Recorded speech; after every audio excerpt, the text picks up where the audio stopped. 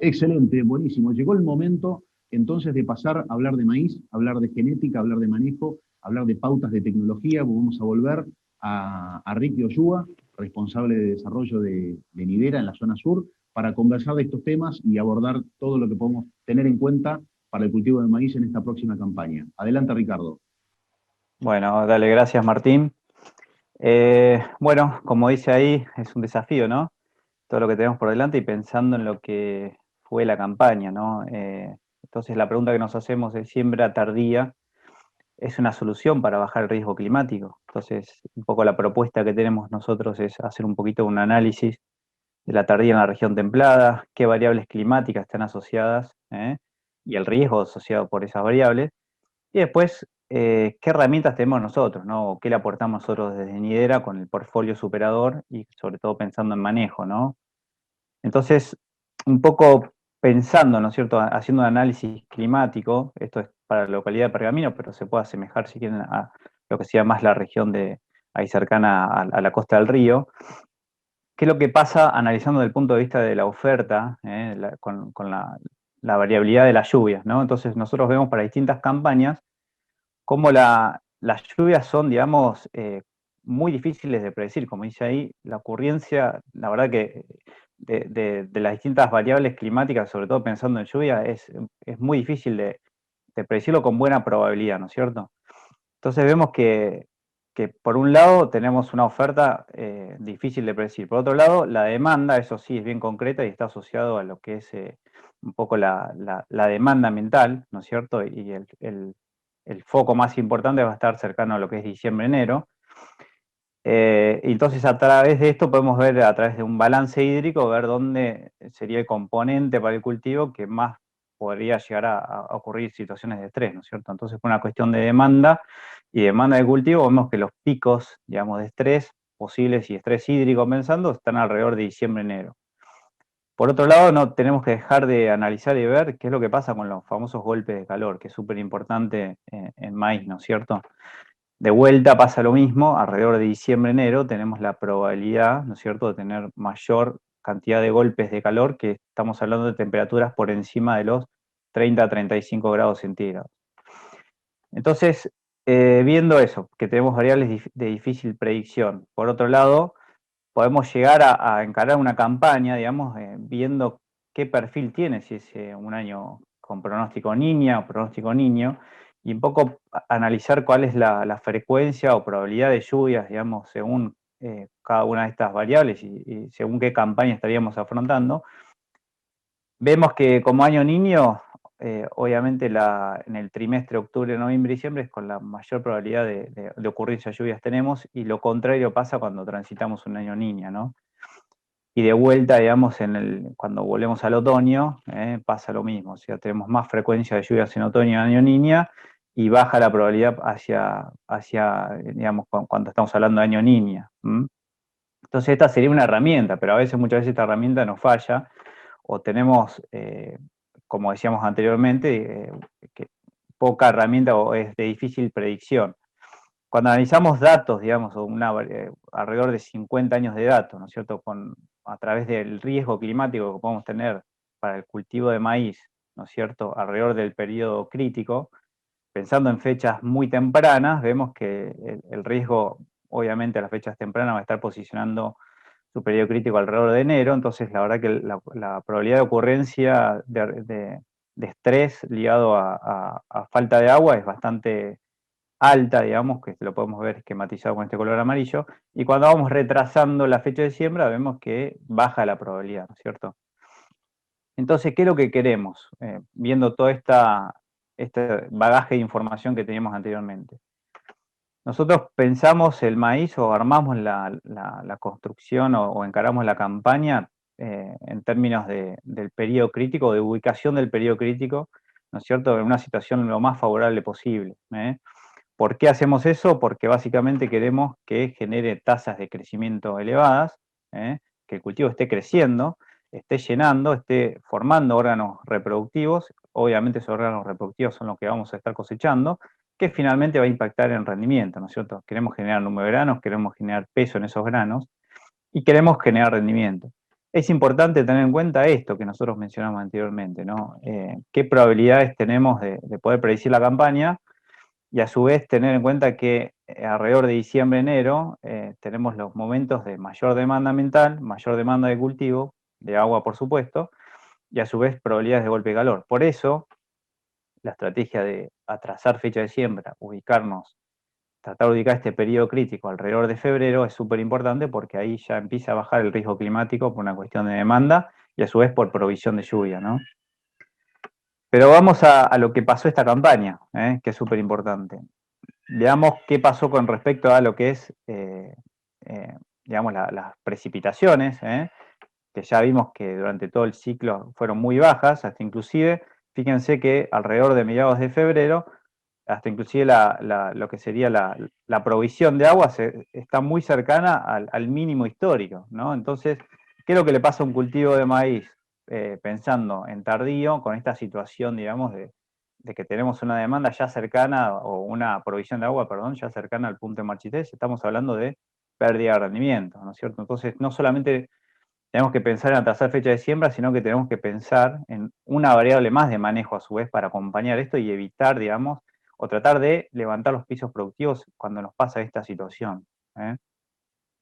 Entonces vamos a encararlo un poco desde el punto de vista de manejo, pensando en los materiales que tenemos hoy dentro del portfolio, y qué podemos hacer nosotros para tratar de mitigar esa situación que se nos puede llegar a ocurrir. Ya venimos de 2 años consecutivos en tardío, que viene pasando esa situación climática. Entonces, ¿qué podemos hacer nosotros desde el punto de vista de la biotecnología y de manejo, ¿no?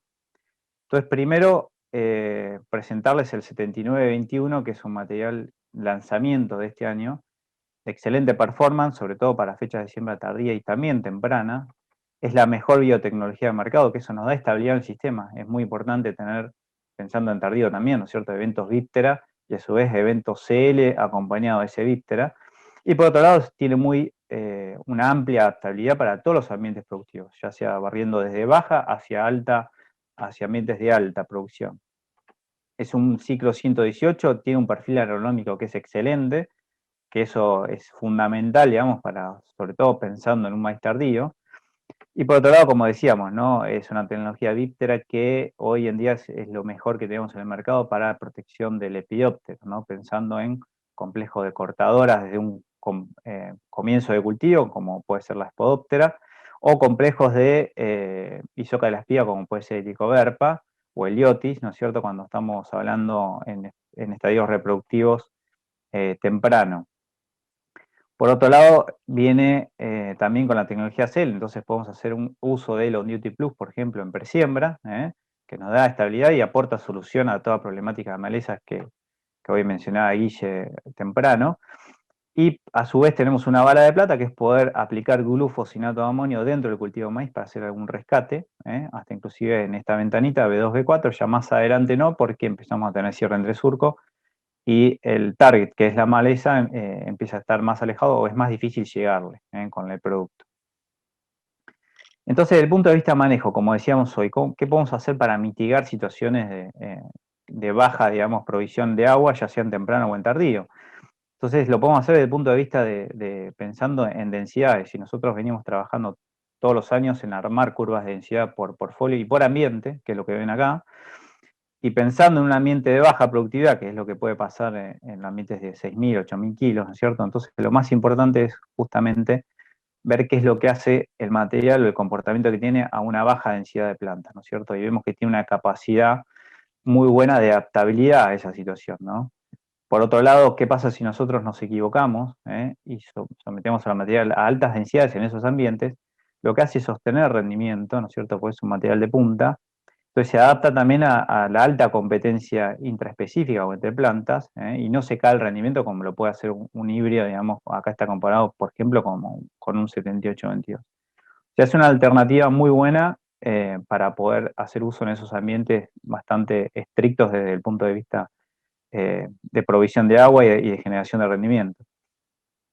Cuando pasamos a 7761, sabemos que es el líder de mercado para siembras tempranas porque construye potenciales de rendimiento y a su vez también genera una estabilidad muy buena en los ambientes de baja, como dice ahí. tiene muy buena performance también para siembras tardías, por eso también se puede posicionar en la región. Y a su vez, ahora vamos a ver un poco cómo es el aspecto de las curvas de densidad, pero tiene muy buena adaptabilidad y capacidad de compensar distintas situaciones de densidad. Es un 117, es lo más corto que tenemos hoy en el semillero, en la empresa. También es el deporte medio, digamos, o es el más bajo si quieren dentro del portfolio. Y a su vez también el paquete de perfil sanitario es excelente. Cuando vamos a las densidades, fíjense que las curvas van más hacia la alta en estas situaciones. Ya es un material que ya les habla que se banca altísimas densidades, ¿no es cierto? Y obviamente esto lo va a expresar en situaciones de alto potencial de rendimiento. Pero también es importante saber qué es lo que pasa cuando lo sometemos a bajo stand de densidad, que por ahí puede pasar cuando estamos hablando de una situación de bajo potencial, que podría llegar a ser acá entre los 8.000 y 6.000 kilos.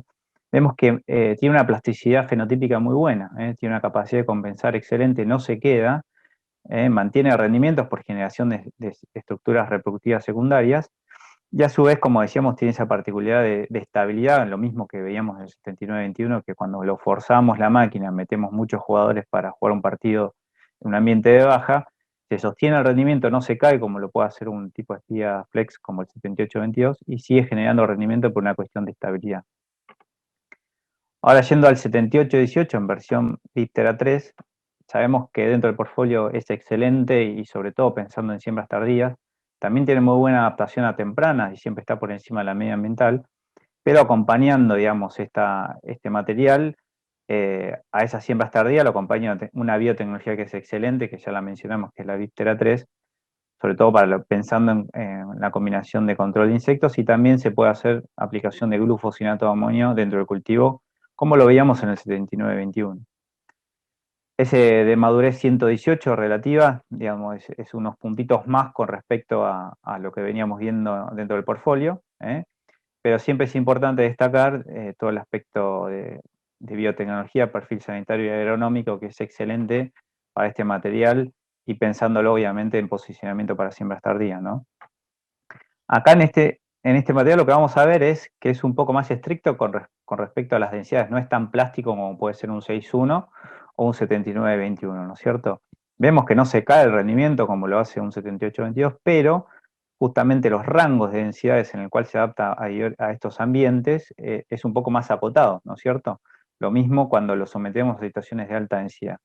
Entonces lo que tenemos que hacer es ser un poquito más criteriosos a la hora de elegir densidades en un 78-18, ¿no es cierto? Obviamente hablamos de rangos de densidades que son bastante amplios. Yo les tiro los ejemplos bien extremos, ¿no? Pero en esos ejemplos extremos, ahí se destaca 6.1 y 79-21. Y por último, para ir dentro del portfolio con el 7784, es un material que la verdad que tiene una adaptabilidad excelente en todos los ambientes, tanto para siembras tardías como para siembras tempranas. La verdad que tiene un muy buen volumen o equilibrio de ese volumen con respecto a la calidad de la materia seca, por eso también se pide mucho para situación de silo. También pensando en lo que es el precio de la bolsa, anda muy bien para este nicho de mercado. Y por otro lado, lo que se destaca es justamente la estabilidad de este material a diversas situaciones y sobre todo pensando en las densidades. Es un 117, que es exactamente el mismo ciclo, muy parecido a lo que es el 6.1. Acá sí vamos a ver un poquito menos, si quieren, de rango, sobre todo pensando en el perfil sanitario y agronómico, pero siempre hablando de scores muy bajos.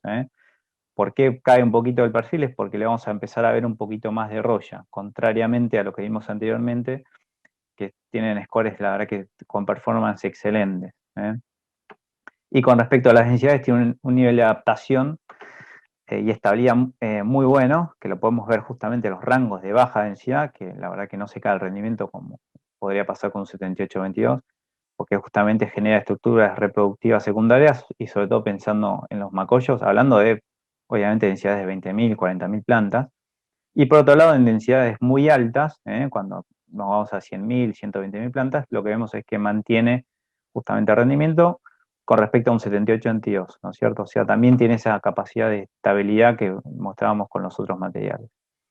Entonces, ¿qué es lo importante acá? Nosotros mostrábamos que las variables climáticas, uno puede armar estrategias, pero a veces es de difícil predicción, y hay con baja frecuencia, pero hay años en los cuales los tardíos, porque justamente al tratar de ubicar el periodo crítico en una situación de febrero de baja demanda ambiental, si no nos acompañan las lluvias, podemos transitar situaciones de pérdida de rendimiento potencial, y eso ocurre. Entonces, ¿qué podemos nosotros aportarles desde el punto de vista de manejo para tratar de sortear esa situación, ¿no es cierto? Y acá les pasamos un ejemplo, si bien desde el punto de vista ecofisiológico, está puesto para el 7761, pero es válido para cualquiera de los materiales, ¿no es cierto? Entonces, tratamos de analizarlo desde el punto de vista de el número de granos que generamos individualmente por planta en función de la tasa de crecimiento.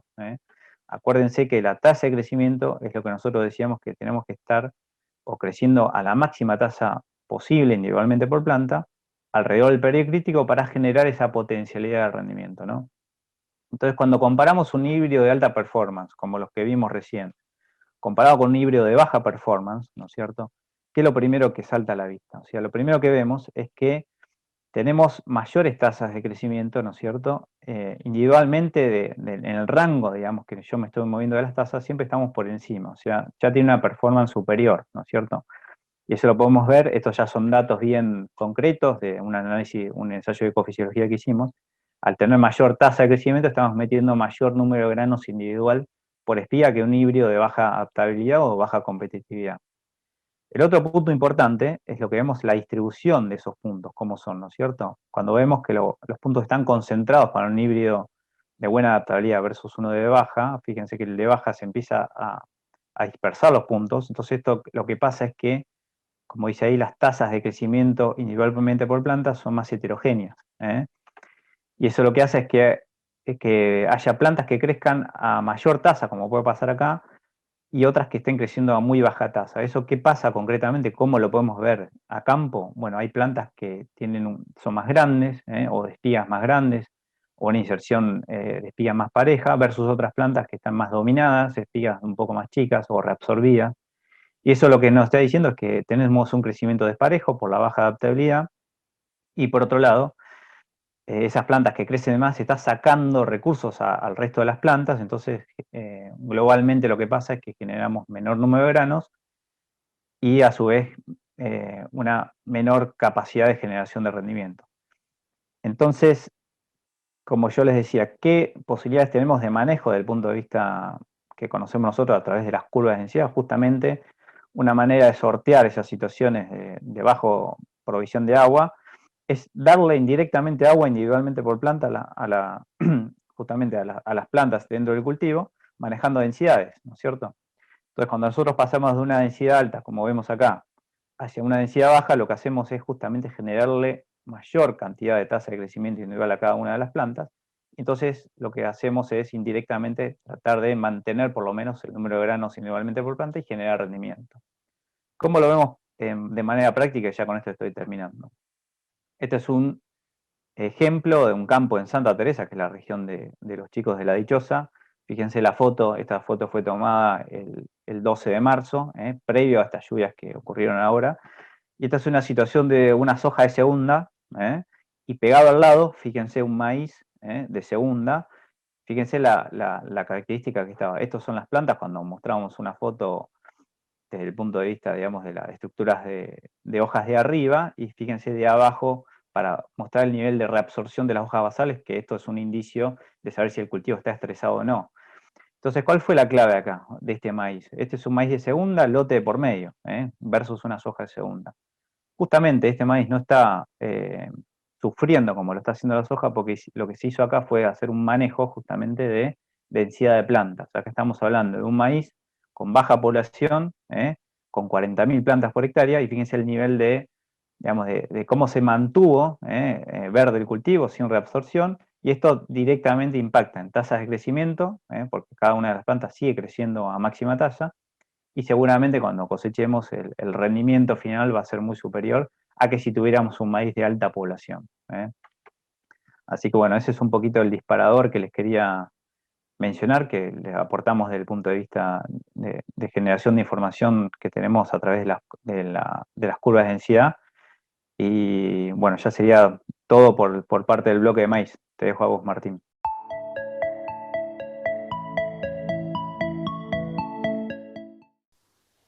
Excelente, Ricky, excelente la evolución de los híbridos año tras año se van superando, y no solo la genética, sino la información disponible para poder manejar cada híbrido de mejor manera, ¿no? Y sin duda la densidad es un gran tema para manejar la sintonía fina del cultivo. Sin duda este año va a permitir ver un montón de comportamientos de materiales y obtener mucha información. Tenemos algunas preguntas, Ricky, para transmitirte. La primera de ellas tiene que ver con el tema de CL que vos mencionaste, y pregunta concretamente, dice, ¿tienen algún ensayo en lotes con problemas de malezas donde contar con CL o con glucosinato como herramienta haya permitido evidenciar mejoras en márgenes? O sea, el impacto que ha tenido la herramienta del glucosinato o la herramienta del CL. Sí, sí. La verdad que venimos trabajando, vos conocés, Martín, hace muchos años con tecnología CL y HCL, desde los viejos materiales que yo conocí, 882, 852, etc. Y desde ahí que venimos trabajando, y la verdad que sabemos, la vamos validando esa tecnología año a año. La verdad que tiene una performance muy buena. Y sobre todo uno cuando piensa en tecnología CL y HCL lo hace en punto de vista de gramíneas resistentes, ¿no? Dentro del cultivo de maíz, que a veces es muy difícil de controlar. Así que la verdad que sí, la performance es muy buena. Y no solamente hacemos ensayos de performance o de generación de rendimiento en esas situaciones de infestación de malezas, sino también de fitotoxicidad, ¿no es cierto? Por eso a veces los posicionamientos. Pero sabemos que la verdad que la tecnología es súper vigente y anda muy bien y genera rendimiento en diversas situaciones. Bien, Ricky, gracias. Otra pregunta que tiene que ver con esto, pero en particular pregunta respecto de la aplicación del glucosinato de amonio en los Intera 3, pregunta respecto a la ventana. ¿Qué ventana sería la posible para utilizar esta herramienta? Sí, la ventana ideal, ahí lo mencionamos rápidamente, pero era de B2 a B4, y es por un tema de posicionamiento y del target, que es la maleza, ¿no es cierto? No es por restricción de cultivo, si querés, sino que la idea es ponerlo ahí por una cuestión de que ya después de B4 en adelante el maíz empieza con un crecimiento acelerado, ¿no es cierto? Se alargan los entrenudos, cierra rápido entre surcos, ¿no es cierto? Ni hablar si estamos pensando en un maíz tardío, que la ventana, digamos, en tiempo, en días es mucho más chica. Entonces, tenemos que llegarla a la maleza, y la mejor manera de hacerlo es en esa ventana de B2 a B4. Excelente, Ricky, excelente. Bien, hay algunas preguntas más, pero en honor al tiempo previsto vamos a avanzar. Y en función de esto, agradecerle, bueno, primero a los que nos han mandado sus preguntas o sus comentarios, y animar a los que todavía no lo han hecho. Si tienen alguna duda, algún comentario, alguna pregunta, no dejen de hacerlo, porque enriquece este ámbito que estamos compartiendo.